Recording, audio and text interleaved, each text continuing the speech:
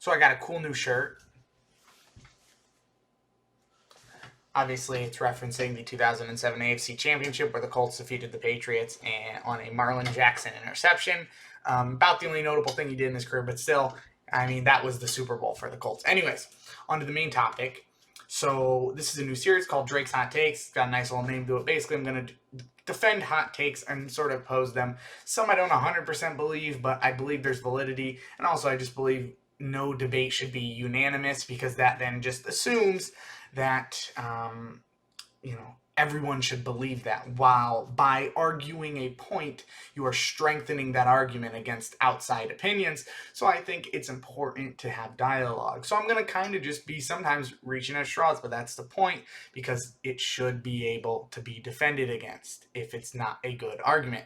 So on to the topic. I know the franchise tag is very exhilarating, but I promise, bear with me. This is something that if you don't know about, you should know about, because it's kind of messed up. So for those of you who don't know what the franchise tag is in general, or maybe not 100% what it is, I'll explain kind of in just simple terms. So the franchise tag is a designation a team can put on a player. Let's call it a sort of contract almost, where basically you then can retain that player for another year. And boom. So even though you didn't re-sign them to a new contract, you have another 1-year contract to keep them on. This contract gives a whole bunch of guaranteed money, which is averaged out at the position. So if you're a wide receiver, you'd get whatever a wide receiver on the tag is due to earn. If you're a quarterback, you'd get whatever a quarterback is due to earn. And all of it is guaranteed. So if you're making $10 million, you get $10 million. So that's nice. This allows, in theory, for a team and a player to negotiate a contract for another year. It was initially introduced back in the olden days of the 90s, when small market teams were basically like, we want to be able to retain our players, but sometimes they just, want to go to X, Y, and Z because, New York and LA are attractive to some free agents. That's why it was brought in. And I think it's totally fair for 1 year. Totally cool. 100% awesome. My issue is when this happens 2 to 3 times. According to the CBA in 2011 collective bargaining agreement that the players' unions and owners signed, basically they said that you can tag a player 3 times.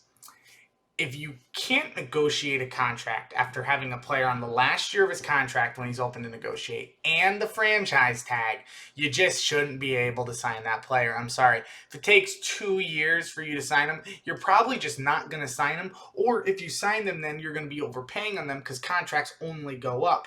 Now, obviously with COVID, that's a little different this year. But let's say any other year, contracts always go up. The NFL salary cap has been steadily going up in the 2000s, and it will continue to. I mean, it was at $215 million last year. I mean, now it's dipping to 182, but that's only because of COVID. So in theory, even if you prolong them with a franchise tag, you're going to have to pay them more later. To give 2 examples, I'm going to go Kirk Cousins and Dak. So Dak was tagged twice, okay? And then given a absolutely bonkers contract with $72 million in the first year, fully guaranteed. And again, if they would have just signed him after the first franchise tag, before the Mahomes, Watson, and all these crazy contracts, they probably would only be paying him like $37 million, $36, which is way less than what they're paying him now, which is $40 million annually. So again, there's an instance where the team actually did re-sign the player, and he did get the payday that he deserves, because again, I believe all players should have the right to make a whole bunch of money when they're young, because when you're older, you really just aren't going to be making that money in the NFL. It's not like baseball or something where Derek Jeter made, more money in the latter half of his career when he was washed up than the first half when he was actually good, because the loyalty in the NFL does not run that far. So again, you're dealing with a player who you're going to get 1 or 2 big contracts in your career. Now, quarterbacks, it is a little different, but still, you do hit a point where you just stop playing good. And by franchise tagging them, to me, you're almost just kind of hoping they have a down year so you can negotiate easier on a contract. Or you're just prolonging the inevitable of them leaving, trying to get value out of them through a tag and trade, which is when you franchise tag someone and then you sign them to a deal and trade them to another team, obviously through negotiations. But then we go to Kirk Cousins. So Kirk Cousins balled out for the Skins. RG3 had this awful injury. He's done. He's toast. So Kirk Cousins comes in, balls out for him. They then obviously would trade him to Minnesota 2 years later. So he lost 2 years of his prime where he could have been making contracts because the Redskins at the time, now Washington football team, was just not okay with getting rid of him. So they were okay enough with just keeping him on a 1 year, just kind of keep him around as a place filler.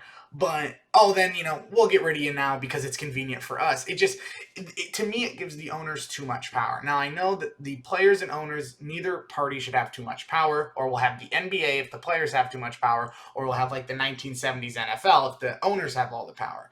Player union is supposed to prevent that, but for some reason they just let the franchise tag go on and on and on.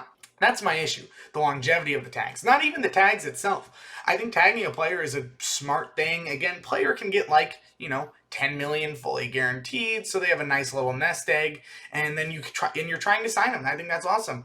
Player gets the money up front, but then you just start stringing them along at that point. It's like you're just keeping them around just because you can't figure out what to do with them.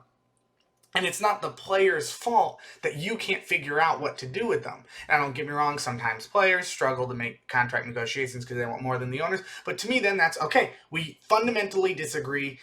Have a nice day. I don't want to sign you for that much money. And obviously you don't see it my way. I don't see it your way. But that's never how it happens. And then let's say the player gets injured on the tag. Well, the team goes, oh man, now we don't have to sign you as big of a contract because you're a liability. So it screws the player over. I think of Le'Veon Bell as, to me, like the tried and true example of this. Now, again, I don't agree with him partying, rapping, gaining weight, and all this. But I'm not mad at him for sitting out because Steelers are giving him over 25 touches a game, and he consistently is putting up career numbers every single year in 2016 and 2017. But then you tag him twice instead of just giving him the money he deserved. I mean, when you're taking 25 touches a game, you're at that point basically half the offense. So you're almost half the offense. Yeah, you can't even get the 17 a year when you are doing 17 a year worth of production. If you're running for 1,300 and catching for 800, you are a wide receiver 3 and a running back number 1. You deserve to be paid like both of them. Again, the duality of that. It's the reason guys like Christian McCaffrey get paid a lot, Dalvin Cook, because they do their weight. And again, if you look at it, that makes sense. He puts up numbers of a wide receiver 3 and rushing numbers of an RB1, so he deserves to be paid like that. But the Steelers went, let's just tag you twice. So they tag him. He plays on the tag for a year, gets 2,000 scrimmage yards, is a fantasy machine, 1 billion touchdowns, and he's notably upset because he had his best year ever, and they still won't give him money.